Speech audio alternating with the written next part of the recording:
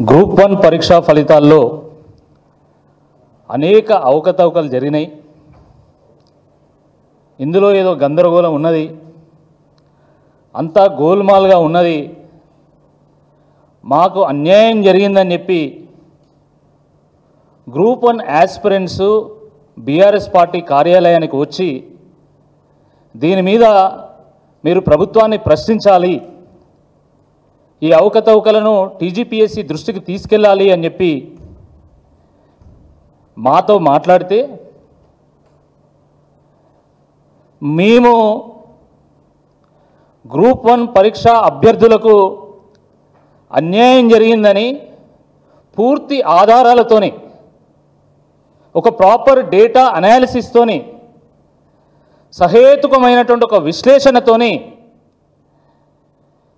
మేము జరిగిన అవకతవకలను ప్రభుత్వం దృష్టికి తీసుకెళ్లేటువంటి ప్రయత్నం చేస్తే టీజీపీఎస్సీ వాటికి సమాధానం చెప్పాల్సింది పోయి మా మీద ఇజ్జత్ దావా కేసేస్తామని చెప్పి నోటీస్ పంపడం జరిగింది. ఎంత దారుణం ఇది! ఒక పబ్లిక్ సర్వీస్ కమిషన్ ఒక వ్యక్తికి ఇజ్జత్ దావా కేసేస్తామని నోటీస్ పంపడం భారతదేశ చరిత్రలో నాకు తెలిసి ఇది మొట్టమొదటిసారి. TGPSC is a very prestigious organization. TGPSC is a recruitment agency of Telangana government. కానీ నేను అడిగినటువంటి ప్రశ్నలకు సమాధానం చెప్పలేక వారు పంపినటువంటి నోటీస్ చూస్తూ ఉంటే టీజీపీఎస్సీ కాస్త టీపీసీసీగా వ్యవహరిస్తుందా అన్నటువంటి అనుమానం ఈరోజు చాలా మందిలో వ్యక్తమవుతూ ఉంది. అన్యాయాన్ని ఎదిరించడమే నేరమైతే ఆ నేరాన్ని నేను తప్పకుండా మళ్ళీ చేస్తా అని చెప్పి ఈ సందర్భంగా గుర్తు చేస్తూ ఉన్నాను. ఆనాడు నిజాం ప్రభు జైల్లో పెడితే ఆ జైలు గోడల మీద కూడా నా రాజు తరతరాల బూజు అని ధిక్కార స్వరాన్ని వినిపించినటువంటి దాశరథి పుట్టినటువంటి ఓరుగల్లు గడ్డ మీద పుట్టినటువంటి ఒక బిడ్డగా చెప్తా ఉన్నా, అన్యాయాన్ని ఎదిరించడమే నేరమైతే ఆ నేరాన్ని మళ్ళీ చేస్తాం. ప్రశ్నించే హక్కు మాకున్నది. కానీ ప్రజాపాలన అని చెప్తూ, ప్రజల కోసమే పాలన అని చెప్తూ ప్రజల కోసం కొట్లాడుతున్నటువంటి వాళ్ళ గొంతు నొక్కాలని చూస్తే తప్పకుండా ఆ ప్రజలే మీకు బుద్ధి చెప్తారని చెప్పి ఈ సందర్భంగా నేను గుర్తు చేస్తా ఉన్నాను. ఎంత ఘోరం ఇది! టీజీపీఎస్సీ ఒక రిక్రూట్మెంట్ ఏజెన్సీగా ఉండాల్సింది పోయి వాళ్ళ మీద అలిగేషన్ చేస్తే వాళ్ళు నన్ను బ్లాక్మెయిల్ చేస్తారు. నువ్వు అన్కండిషనల్గా క్షమాపణ చెప్పాలి, 7 రోజులైనా మాకు రిప్లై ఇవ్వాలి, నువ్వు క్షమాపణ చెప్పకపోతే నీ మీద పరువు నష్టం దావా వేస్తాం, నీ మీద క్రిమినల్ కేసు పెడతాం, నీ మీద సివిల్ కేసు పెడతాం. ఏంది బెదిరింపులని అడుగుతున్నా. మీ ఉడత ఊపులకు తాటాకు చప్పులకు భయపడ్డాడు ఎవరు లేడు ఇక్కడ. తెలంగాణ గడ్డ మీద పుట్టినటువంటి ప్రతి బిడ్డ డిఎన్ఏలో తెగింపు ఉంటుంది, తిరుగుబాటు ఉంటుంది, త్యాగం ఉంటుంది. ఆ తిరుగుబాటుకు పురుడు పోసినటువంటి గడ్డ మీద పుట్టినటువంటి ఒక వ్యక్తిగా చెప్తున్నా, మీ తాటాకు చప్పులకు భయపడేది లేదు. తప్పకుండా మిమ్మల్ని ప్రశ్నిస్తాం, 100% ప్రశ్నిస్తాం. అరే, భారత రాజ్యాంగం డాక్టర్ బిఆర్ అంబేద్కర్ గారు రచించినటువంటి రాజ్యాంగము మాకు భావ ప్రకటన స్వేచ్ఛ హక్కు ఇచ్చింది. ఆర్టికల్ 19A ప్రకారం ఒక సాధారణ పౌరునికి కూడా తన భావాన్ని వ్యక్తీకరించేటువంటి ఒక స్వేచ్ఛ రాజ్యాంగం కల్పించింది. ఆ హక్కును హరించేటువంటి అధికారం నీకు ఎవరిచ్చిందని నేను అడుగుతున్నా. అరే, ప్రభుత్వానికి ప్రశ్నలు వేస్తే వ్యక్తుల మీదకి వ్యవస్థలను ఉసుగలుపుతారా? ప్రశ్నకు ప్రశ్న సమాధానం అవుతుందా? నేను మీకు అనేక ప్రశ్నలు వేసిన, ప్రశ్న వేస్తే మళ్ళీ మీరు నాకు తిరిగి ప్రశ్నలు వేస్తారు, 4 పేజీల ప్రశ్నలు వేస్తారు మీరు. అచ్చా టీజీపీఎస్సీ మీద ఆరోపణలు చేసినటువంటి విమర్శ చేసినటువంటి మొట్టమొదటి వ్యక్తిని నేను కాదు, బహుశా చివరి వ్యక్తిని కూడా నేను కాకపోవచ్చు. గతంలో టీజీపీఎస్సీ మీద అనేక మంది విమర్శలు చేసిండ్రు. ఈరోజు ముఖ్యమంత్రిగా వ్యవహరిస్తూ ఉన్నటువంటి నాడు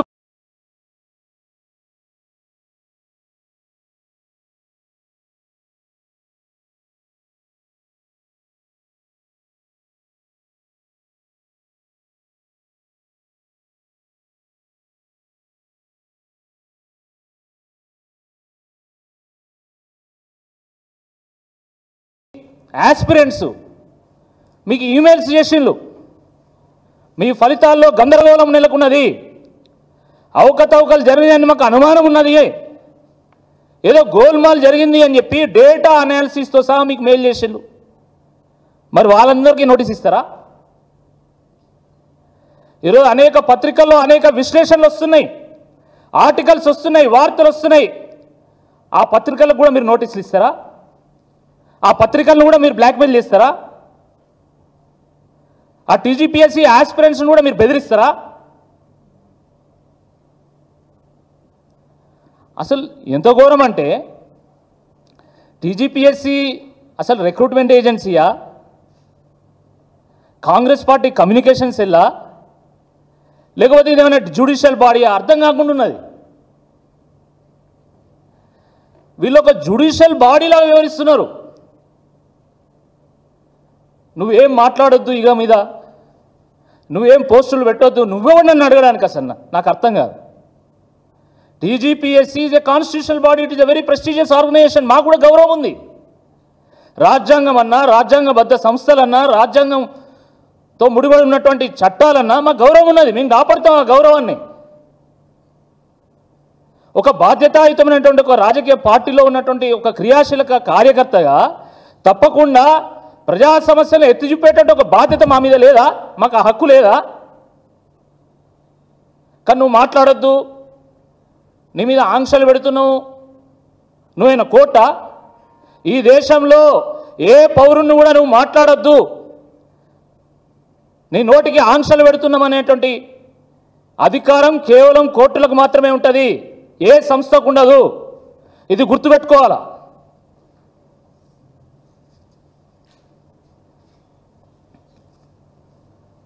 నేను ఆ రోజు నిరుద్యోగ జేఏసీ వాళ్ళు ఈ టీజీపీఎస్సీకి సంబంధించినటువంటి అంశాల మీద పోరాటం చేస్తున్నటువంటి వాళ్ళు సోమాజిగూడ ప్రెస్ క్లబ్లో ఆల్ పార్టీ మీటింగ్ పెడుతున్నాం, మీరు రావాలి అంటే కేటీఆర్ గారి సూచన మేరకు నేను బీఆర్ఎస్ పార్టీ పక్షాన నేను ఆ ప్రెస్ క్లబ్కు వెళ్ళి అన్యాయం జరిగిందని ఆ బాధితుల పక్షాన నేను వాదిస్తే, వాళ్ళ సమస్యలను ఎత్తి చూపితే,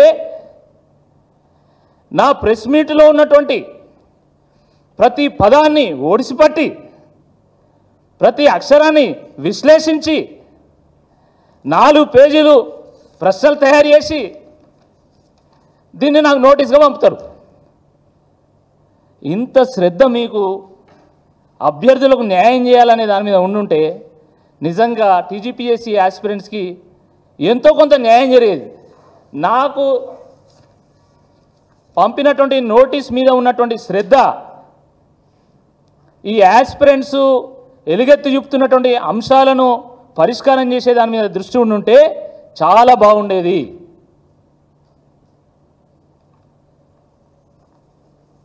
దీంట్లో ఏమేమి మాట్లాడతారు? Your words have severely harmed the reputation of TGPSC. నేను మాట్లాడినటువంటి మాటలే మీ రెప్యుటేషన్ దెబ్బతీస్తున్నాయని మీరు అనుకుంటే మీ పనులు మీ రెప్యుటేషన్ దెబ్బతీస్తలేవా? అరే తెలుగు గడ్డ ఇది, తెలంగాణ గడ్డ ఇది.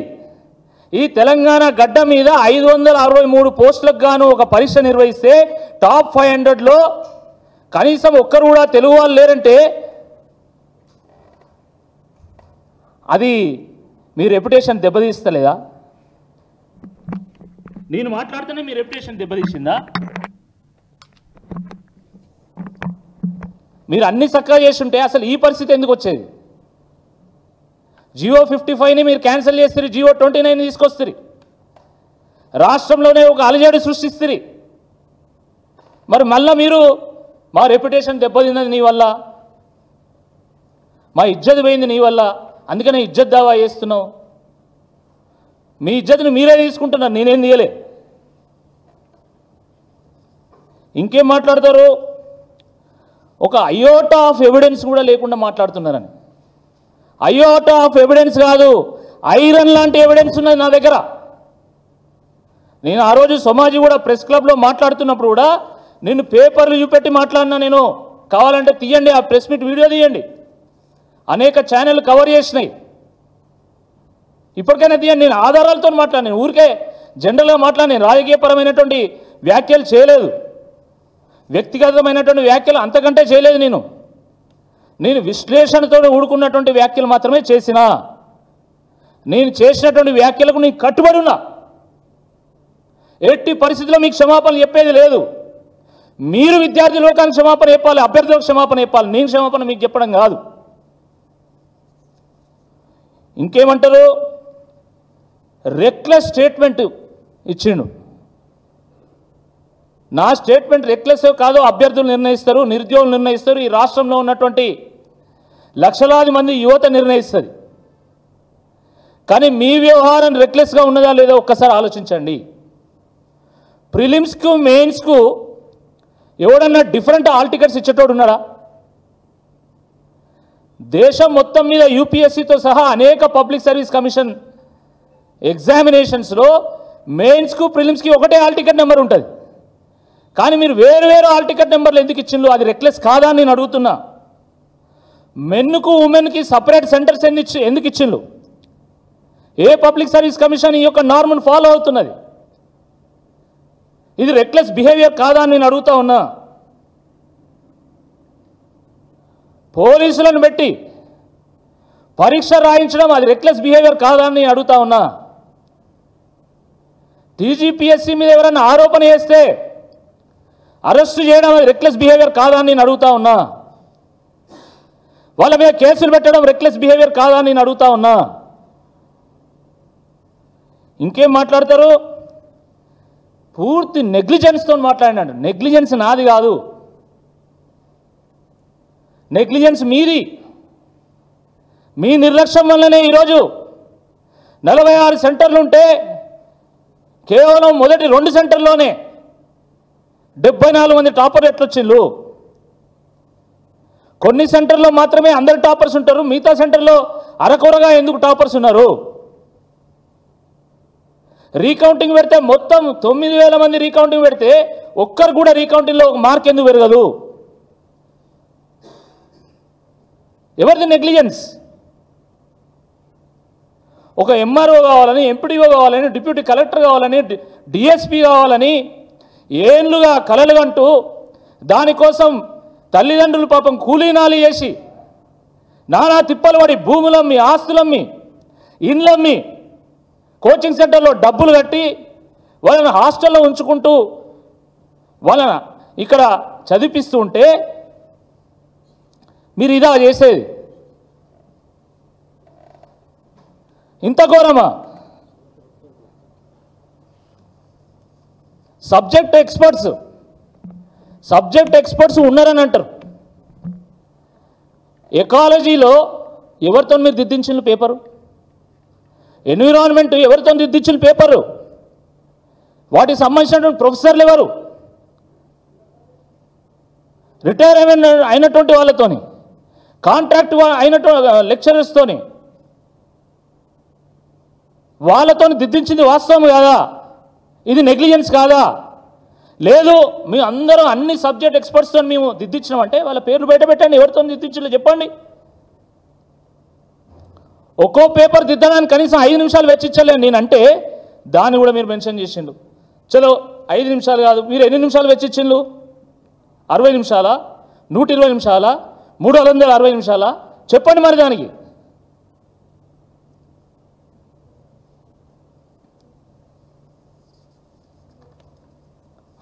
ఇంకా ఘోరం ఏంటంటే ఈ నోటీస్లో it is learned that your main motive and intent is to attract viewers, increase your online presence and monetization by spreading false claims. అంటే నేను కేవలము వీక్షకులను పెంచుకోవడానికి, పరపతులను పెంచుకోవడానికి, డబ్బులు సంపాదించుకోవడానికి ప్రెస్ మీట్లో మాట్లాడినట. ఇది ఒక రాజ్యాంగబద్ధ సంస్థ నా మీద మాట్లాడేది. రాజ్యాంగబద్ధ సంస్థ అయినటువంటి నీకు హక్కులే ఉంటాయి, కానీ ఒక పౌరునిగా నాకు ప్రాథమిక హక్కులు కూడా ఉంటాయి. ఆత్మగౌరవం నీ ఒక్కడికే ఉండదు, ఆత్మగౌరవం నాకు కూడా ఉంటుంది. నా ఇజ్జత్ పోయింది, నేను ఇజ్జత్ దావా చేస్తాను నువ్వు మొత్తుకుంటాను కదా, మా ఆత్మగౌరవం కూడా దెబ్బతిన్నది. మీ చౌకబారు వ్యాఖ్యలతోనే మా ఆత్మగౌరవం కూడా దెబ్బతిన్నది. కాబట్టి నువ్వు ఇజ్జత్ దావా చేయడం కాదు, నేనే మీ మీద ఇజ్జత్ దావా చేయడానికి సిద్ధంగా ఉన్నా. చాలామంది మిత్రులు చెప్తున్నారు, ఇంత చౌకబారు వ్యాఖ్యలు చేసినటువంటి సంస్థ ఏదీ లేదు. ఒక వ్యక్తి వ్యవస్థలో ఉన్నటువంటి లోపాలను ఎత్తి చూపితే ఆ వ్యవస్థ వ్యక్తి మీద ఈ రకంగా మాట్లాడినటువంటి సందర్భం ఎప్పుడు లేదు.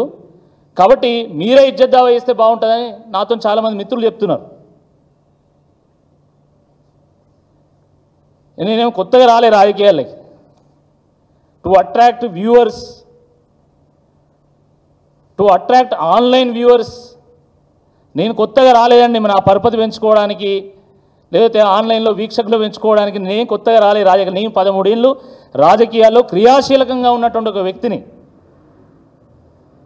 ఒక ప్రెస్టీజియస్ ఇన్స్టిట్యూషన్లో ఉండి 7 ఏళ్ల పాటు ఇండియాలో, అమెరికాలో, ప్రపంచంలో అనేక ప్రాంతాల్లో పనిచేసినటువంటి వ్యక్తిని, తర్వాత రాజకీయాల్లో వచ్చినటువంటి వ్యక్తిని, గ్రాడ్యుయేట్ ఎమ్మెల్సీగా కాంటెస్ట్ చేసి 136,000 ఓట్లు సాధించినటువంటి ఒక వ్యక్తిని నేను. ఏదో అల్లాటప్పగా నేను ఏదో ఊరికనే వ్యాఖ్యలు చేయలే.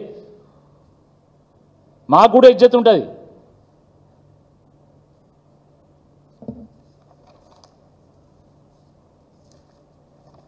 ఇంకేమంటారు,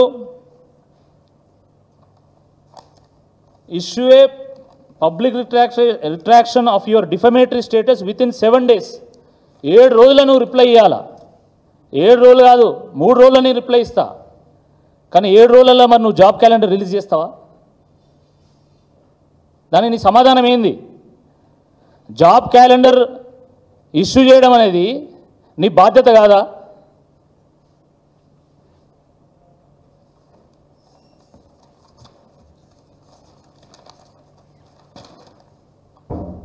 అన్కండిషనల్ రిటర్న్ అపాలజీ చెప్పాలట. అంటే అన్డౌటెడ్గా మీరు ఏదో చేసినది స్పష్టమవుతున్నది. నిజంగా మీరు ఏం చేయనట్టయితే నేను ఆరోపణలు చేసినప్పుడు నా ప్రశ్నలకు మీరు సమాధానం చెప్తే అయిపోతుంది కదా. నాకు చెప్పకండి. అచ్చన్న నాకో బీఆర్ఎస్ పార్టీకో మీరు చెప్పాల్సిన అవసరం లేదు. ఈ రాష్ట్రంలో గ్రూప్ 1 పరీక్షకు అపియర్ అయినటువంటి వేలాది మంది అభ్యర్థులు ఉన్నారు. వాళ్ళకు మీరు సమాధానం చెప్పండి. ఈ రాష్ట్ర యువతకు మీరు సమాధానం చెప్పండి. నేను ఒక్కరిని అడగట్లే కదా ఈ ప్రశ్నలు. అశోక్ నగర్లో ఉన్నటువంటి ప్రతి అభ్యర్థి అడుగుతున్నాడు ఈ ప్రశ్న.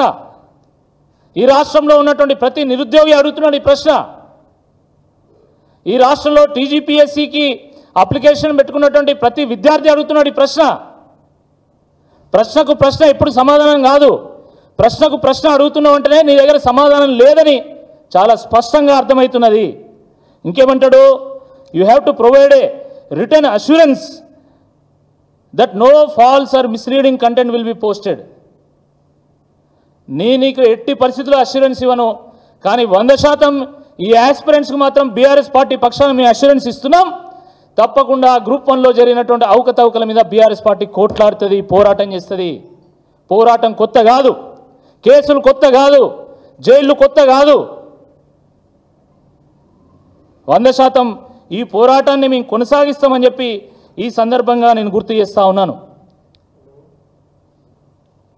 మానిటైజేషన్ చేసుకున్నామని అంటారు. వాస్తవానికి TGPSC chairman is only answerable to the governor. కానీ టీజీపీఎస్సీ చైర్మన్గా నియమింపబడిన తర్వాత బుర్రా వెంకటేశం గారు స్వయంగా వెళ్ళి ముఖ్యమంత్రి గారిని కలిసిండు. అప్పుడు మానిటైజేషన్ మీద మనం వ్యాఖ్యం చేసినామా? గ్రూప్ 1 పోస్టులు 2 కోట్ల కోటి 3 కోట్ల కోటి అమ్ముకున్నారని మేము వ్యాఖ్య చేసిందా నేనేమన్నా? చెప్పండి. నేను అలాంటి వ్యాఖ్యలు ఏం చేయలేదు. కాంగ్రెస్ పార్టీ అఫీషియల్ హ్యాండిల్ మీద కూడా పలానా రోజు రిజల్ట్ వస్తుందని చెప్పి మీరు పెట్టినప్పుడు కూడా మీ మధ్యలో ఉన్నటువంటి మానిటైజేషన్ ఏందని మేము అడగలే. ఎందుకంటే మాకు రాజ్యాంగబద్ధ సంస్థల మీద మాకు నమ్మకం ఉన్నది, గౌరవం ఉన్నది కాబట్టి.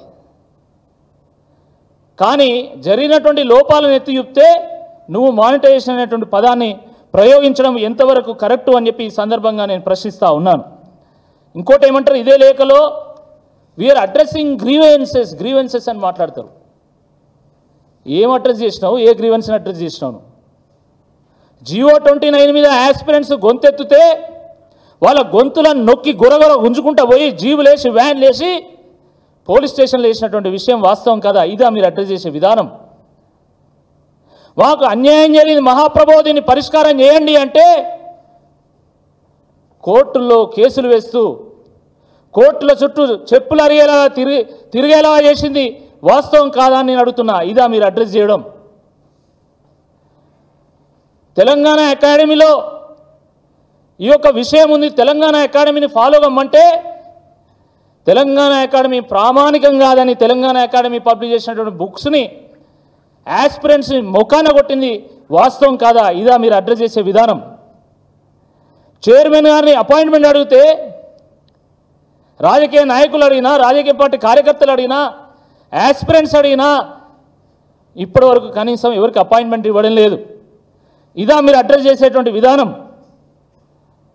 జియో 46 వల్ల అన్యాయం జరిగింది, అనేక మంది అభ్యర్థులకు అన్యాయం జరిగింది, వాళ్ళు ఆత్మహత్యలకు పాల్పడేటువంటి ఒక పరిస్థితి వచ్చింది. దాన్ని పరిష్కారం చేయమంటే కోట్ల రూపాయలను పెట్టి మీరు లాయర్లను పెట్టి కేసుల్లో వాళ్ళు ఓడిస్తున్నారు. ఇదా మీరు అడ్రస్ చేసే విధానం అని నేను అడుగుతా ఉన్నా. సిగ్గుండాలే కొంచెమన్నా మాట్లాడతా. ఇదా మీరు అడ్రస్ చేసే విధానం? టీజీపీఎస్సీ దాని డ్యూటీని అది చేయాలి, అంతేగాని ఎవరెప్పుడు మాట్లాడాలి, ఎక్కడ మాట్లాడాలి, వాళ్ళకి ఆంక్షలు విధించడం ఇది కాదు మీ డ్యూటీ.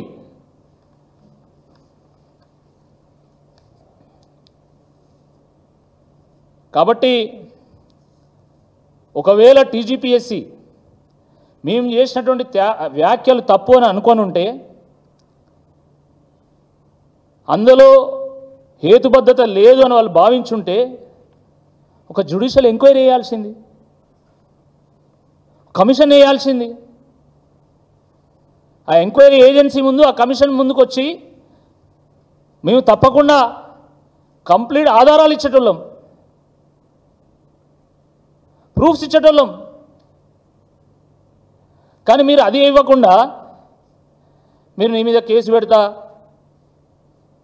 ఇజ్జత్ దావా వేస్తా, దమ్ముంటే ఇప్పటికైనా మీరు ఒక ఎంక్వైరీ వేయండి, వాస్తవాలు ఏందో తెలవాలి, ఆస్పిరెంట్స్ కూడా తెలవాలి, తెలంగాణ ప్రజలకు తెలవాలి.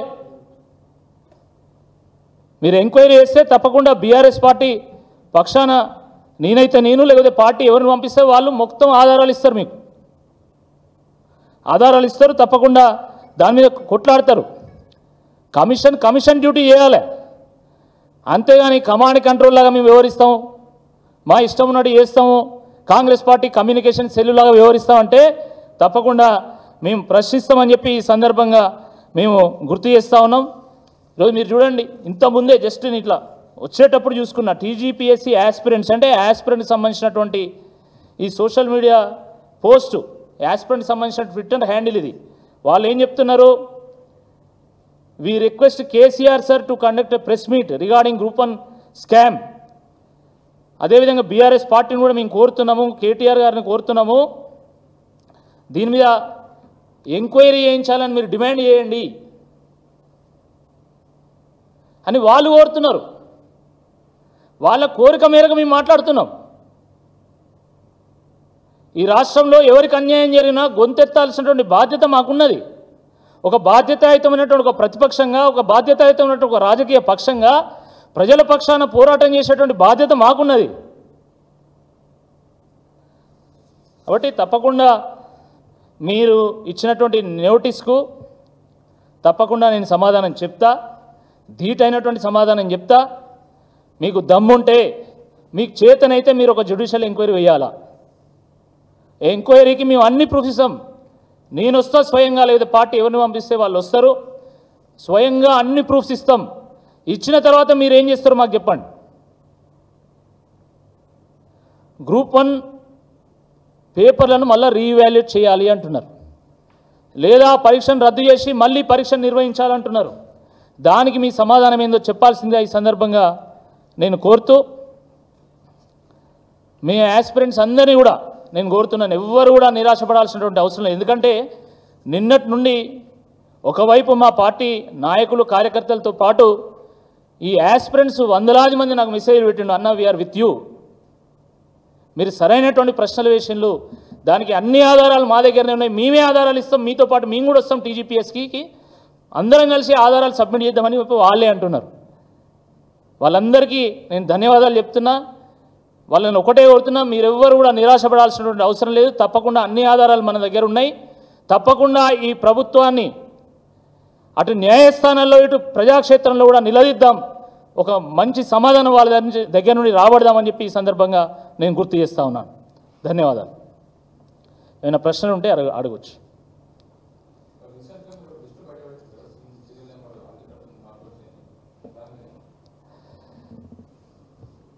ఈరోజు యాస్పిరెంట్స్ కమ్యూనిటీలో